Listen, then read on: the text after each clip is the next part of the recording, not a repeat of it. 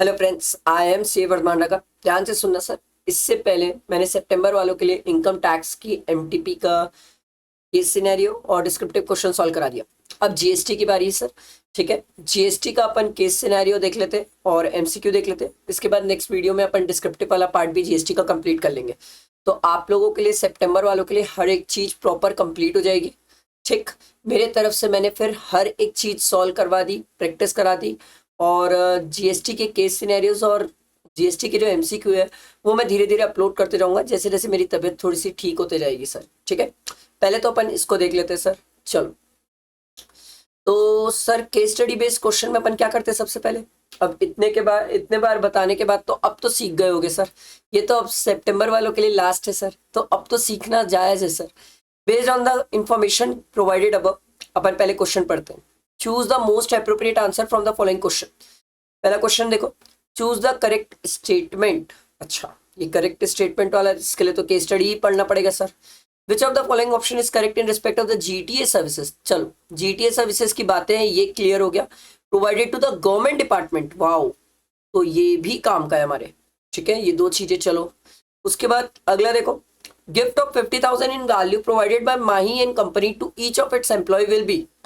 ये वाला तो अपन ऊपर ना भी पढ़े तो भी बता सकते सर, क्योंकि 50,000 से एक्सीड करता है तो शेड्यूल 1 में कवर होता है, नॉट अ सप्लाई।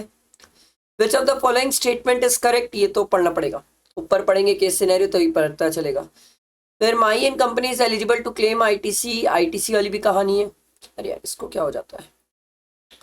आईटीसी वाली कहानी है भाई, कि कितना आईटीसी वो क्लेम कर सकते हैं। And compute the GST liability, तो हमें जीएसटी लाइबिलिटी भी बतानी है सर। ठीक है, तो चलो लेट स्टार्ट, पढ़ते केस सिनेरियो, क्योंकि केस सिनेरियो से ही चीजें क्लियर होगी। देखो क्या बोल रहा है। माई एंड कंपनी है एन एलएलपी रजिस्टर्ड डीलर। ओहो, पहली चीज तो यहीं पर बवाल है। एक तो ये एलएलपी है, ऊपर से रजिस्टर्ड डीलर है अंडर जीएसटी। ठीक है, is engaged in the various types of business activities. It is providing GTA services to the government department registered under GST for providing various services. Oh my God, यहाँ पर ऐसा कहीं नहीं लिखा है सर कि गवर्नमेंट डिपार्टमेंट टीडीएस पर्पस के लिए रजिस्टर्ड है, ऐसा कहीं नहीं लिखा है। तो सर क्या इस केस में आरसीए में एप्लीकेबल हो सकता है? हो सकता है, बट पहले ये तो पढ़ लो माई एंड कंपनी क्या चाहती है। My and company did not exercise the option to pay GST. हाँ, देखा, इन लोगों ने हाथ खड़ा कर दिया। तो क्या गवर्नमेंट के ऊपर आरसीए में एप्लीकेबल हो जाएगा? यस, गवर्नमेंट के ऊपर आरसीए में एप्लीकेबल हो जाएगा। तो पहला क्वेश्चन तो आपका इसी से रिलेटेड था कि GTA services, government is liable to pay GST under reverse charge. ये पहला पॉइंट तो सही है सर। अच्छा, इसमें एक और भी ढूंढना है, डीएसए वाला भी है। देखो भाई, ये तरीका है, सीख लो, सीक्वेंस में मिलता है। ये टेक्निक सीख गए ना तो एग्जाम में बहुत हेल्प होगी सर। देखो, the firm provided services of DSA to a banking company located in Mumbai. Sir अपन ने ये सीखा था, इंडिविजुअल डीएसए है, अगर बैंकिंग कंपनी को सर्विसेज प्रोवाइड कर रहे हैं तो रिवर्स चार्ज होता है। ये इंडिविजुअल का है भाई, ये तो एलएलपी रजिस्टर्ड है सर, ये इंडिविजुअल डीएसए है ही नहीं। तो इस केस में क्या होगा? Forward charge.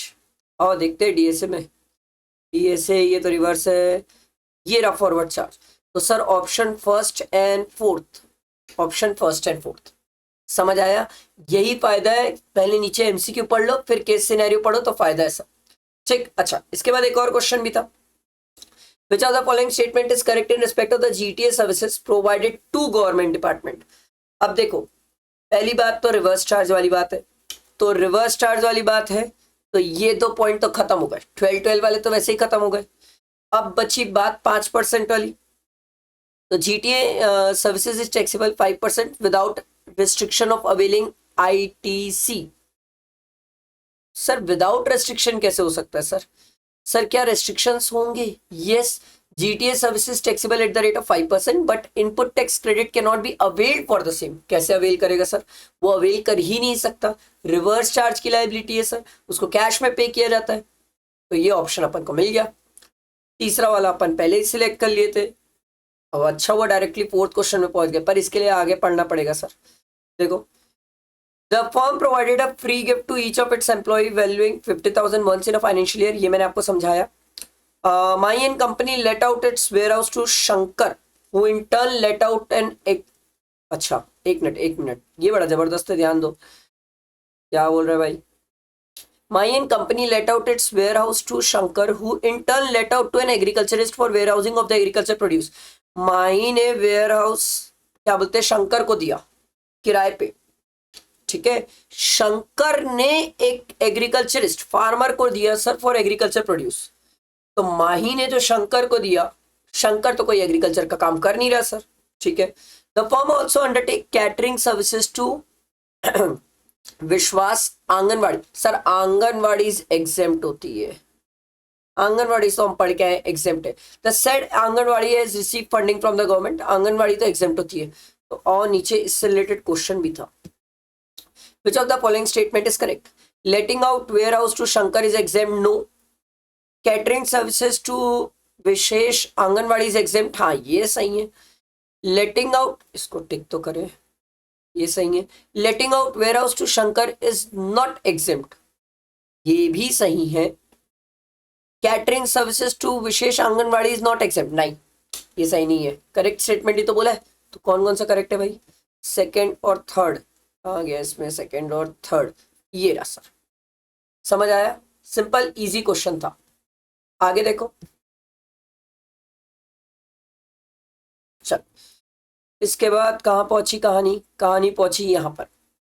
देखो, the firm purchase goods from the during the month of July. अच्छा परचेज है ना, क्रेडिट वाली बात है। Capital goods amounting to ₹45,000 purchase on which depreciation has been taken on full value, ये ले भाई इंक्लूडिंग जीएसटी, गई इसकी credit. Raw material purchase amounting to ₹55,000 for which invoice is missing, गई इसकी भी क्रेडिट। क्रेडिट का और कुछ तो दिख नहीं रहा है। इसके बाद तो ये जीएसटी लाइबिलिटी वाली बात आ गई है। तो एक क्वेश्चन था ना क्रेडिट वाला, कितना एलिजिबल है सर वो आईटीसी लेने के लिए, निल। ये तो मस्त था, इजी था। नेक्स्ट देखो, for further the month of July the GST liability of the firm was 20,000 IGST, 10,000 CGST and 10,000 SGST. The following credit are available. तो पहले आई से आई यूज कर लेंगे हम, इसमें से 8,000 माइनस कर लेंगे तो हमारे पास 12,000 अभी भी बच गया। सीजीएसटी का हमारे पास 10,000 है, 12,000 की क्रेडिट है तो ये तो 2,000 की क्रेडिट बच गई है। और एसजीएसटी का 10 से 5 एडजस्ट कर दिए तो 5,000 अभी भी पेबल बच गया है, ठीक है। ये एसजीएसटी है। तो हम क्या कर सकते हैं सर, सीजीएसटी की क्रेडिट को आईजीएसटी से यूज कर सकते हैं। तो प्रैक्टिकली हमारा आईजीएसटी 10,000 बच जाएगा, सीजीएसटी निल हो जाएगा और एसजीएसटी 5,000 पेबल हो जाएगा। और देखते हैं ऑप्शन,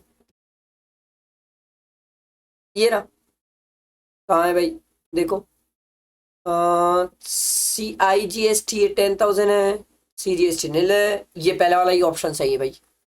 वेरी नाइस, समझ आया। आओ ये केस सिनेरियो खत्म हुआ, आगे नेक्स्ट क्वेश्चन देखो।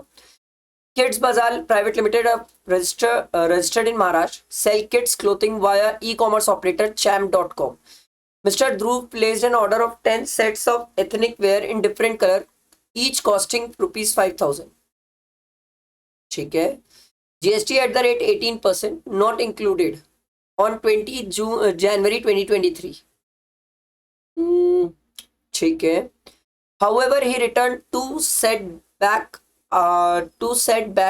after 2 days in accordance with the exchange policy of champ.com. मतलब 2 वापस आ गए, ठीक है।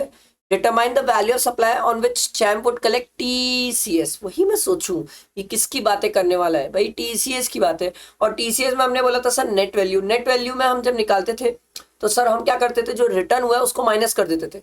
तो सर 10 - 2 8 सेट इंटू 5,000 कितना हो जाएगा सर, 40,000। ये 40,000 की जो वैल्यू है उस पर सर अपन क्या बात करेंगे सर, टीसीएस की बातें करेंगे। समझ आया। ये अच्छा क्वेश्चन था, टीसीएस का छोटा सा सिंपल सा क्वेश्चन था, बट वो चेक कर रहे थे कितने बच्चों को ये याद है कि 2 सेट जो रिटर्न हुआ उसको माइनस करना है। ठीक, अगला देखो। Miss Gyati jewellery registered under GST in Mumbai want to sell her jewellery in a trade expo held in Delhi, which of the following statement is false? कौन सा स्टेटमेंट फॉल्स है? She need to get registration in Delhi as a casual taxable person, ये तो सही है। She need to pay advance tax on estimated tax liability, ये भी सही है। She need to have a mandatory place of business in Delhi, नहीं sir, mandatory place of business तो जरूरी नहीं होता। She need to file GSTR 1 IFF and GSTR 3B for GSTN Delhi GSTN for the month of the quarter as the case may be when she get registered in Delhi, ये भी सही है। तो आपसे तो पूछा फॉल्स कौन सा है ना, तो फॉल्स ये वाला है ना, गलत ये है सी वाला पॉइंट।